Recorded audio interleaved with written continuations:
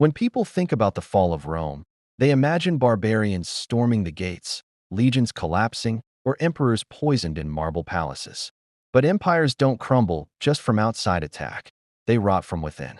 Rome didn't just fall because of invasions or corruption. It fell because its currency collapsed. And the lessons from that collapse still apply to every modern economy that thinks it can play games with money, get away with it. Let's set the stage.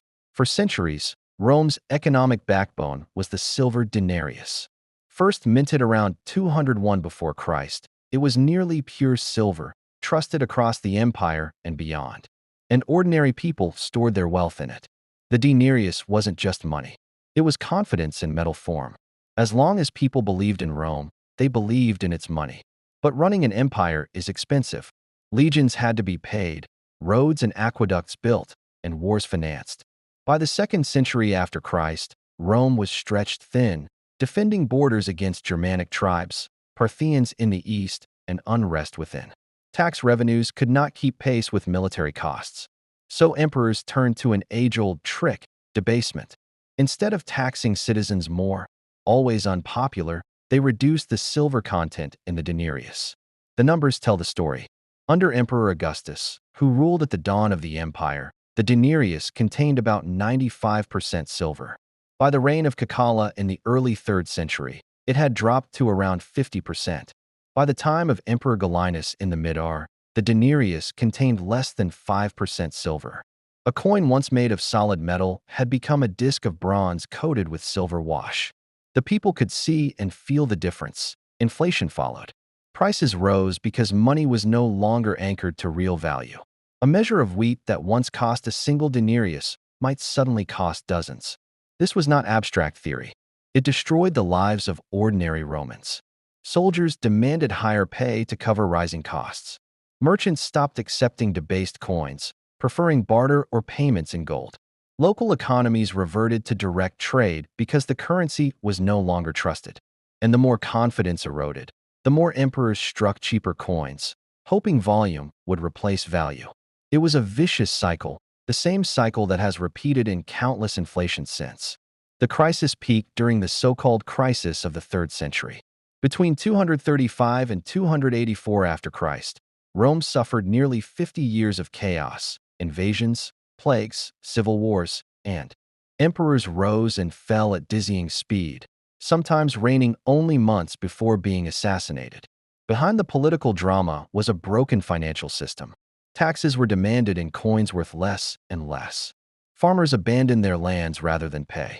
Trade networks fractured, and the Roman government tried desperate measures from price controls to forced labor obligations to keep the system afloat. None of it worked. 1 Emperor Diocletian tried to stop the bleeding. In 301 after Christ, he issued the edict on maximum prices, fixing the cost of over 1,000 goods and services from grain to labor wages. Violators faced death. The edict was a disaster. Prices couldn't be controlled by decree when the money itself was worthless. The black market exploded and official trade all but collapsed. People learned quickly that the law couldn't make a broken coin whole. Eventually, Rome abandoned the denarius altogether. Constantine the Great introduced the solidus, a gold coin of consistent purity around 312 after Christ.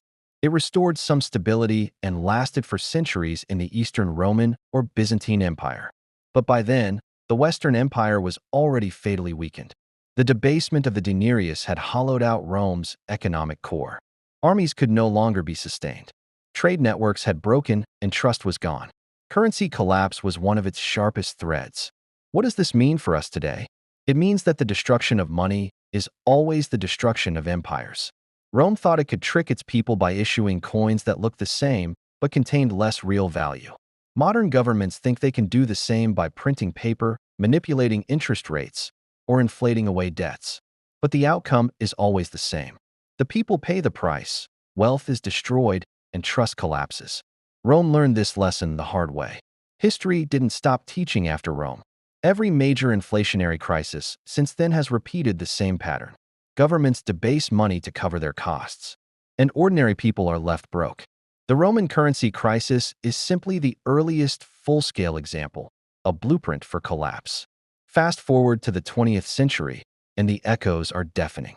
After World War I, Germany faced crushing reparations under the Treaty of Versailles.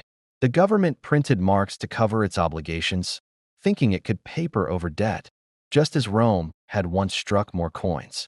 By 1923, hyperinflation was raging. People carted wages home in wheelbarrows. Pensioners starved as their life savings evaporated. And just like in Rome, those who had debts found them wiped out by inflation, while those with real assets, land, factories, foreign currency, emerged stronger. Money became meaningless, and the economic despair fueled political extremism that set the stage for Hitler's rise. Zimbabwe followed the same path in the early 2000s. Facing land seizures, falling production, and rising debts, the government turned to the printing press. By 2008, inflation had reached a mind-bending level, an annual rate of 89.7 sextillion%. Prices doubled every day. Shops couldn't change tags fast enough. Eventually, Zimbabwe abandoned its currency entirely, forcing citizens to trade in US dollars or South African rand. Once again, a government thought it could cheat reality. Once again, the people paid the price, but you don't have to look only at the extremes. In 1971, President Richard Nixon took the dollar off the gold standard, severing the last link between currency and a tangible anchor. From that moment, the dollar became what economists call a fiat currency, backed not by gold, but by trust in government. And just as in Rome, the temptation to spend beyond means grew irresistible. Over the following decades, debt ballooned, money supply expanded, and inflation became a constant undercurrent. While we haven't seen wheelbarrows of cash, we have seen a steady erosion of purchasing power. The coins look the same, the bills look the same, but the value has been hollowed out. The trick is always the same. Governments disguise inflation as growth. They tell citizens that higher wages mean prosperity even as costs rise faster. They present debt as investment even when it funds consumption. They point to rising stock markets as proof of wealth even when the majority own little or no stock at all. Just like the Roman emperors, they pretend that nothing fundamental has changed while quietly extracting value from every coin, every bill, every paycheck. What makes this dangerous today is that the scale is global. Rome's collapse was an imperial crisis. Weimar's hyperinflation was national. Zimbabwe's was local. But today, the entire world runs on fiat currencies, massive debts, and central banks willing to print trillions at the first sign of crisis. That means the next collapse won't be confined to a single empire or country. It will ripple across the globe. And if history is any guide, the ones who suffer will not be the elites who hold assets, but the millions who rely on salaries, pensions, and savings denominated in increasingly fragile currencies. So what should you as an individual take away from Rome's currency crisis? First, understand that inflation is not an accident. It is policy. It is the silent tax that has broken empires for 2,000 years. Second, realize that real wealth is not found in paper or digits on a screen, but in assets that hold value when money does not.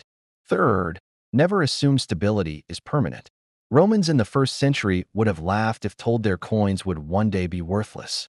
Germans in 1913 would have scoffed at the idea of wheelbarrows full of cash. Zimbabweans in the 1980s thought their independence promised prosperity. Yet in each case, the same story unfolded. The fall of Rome reminds us that financial systems can collapse slowly, then suddenly, as trust evaporates.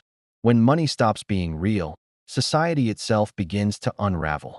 Contracts fail, trade breaks down, armies dissolve, and governments lose legitimacy. The barbarians at the gate may finish the job, but the real killer is always inside the treasury. And here's the punchline. History doesn't repeat, but if you don't understand it, it will crush you all the same. The Roman currency crisis wasn't just about bad emperors or greedy elites. And that fragility has never gone away. If this gave you a new perspective, hit subscribe. History has the answers.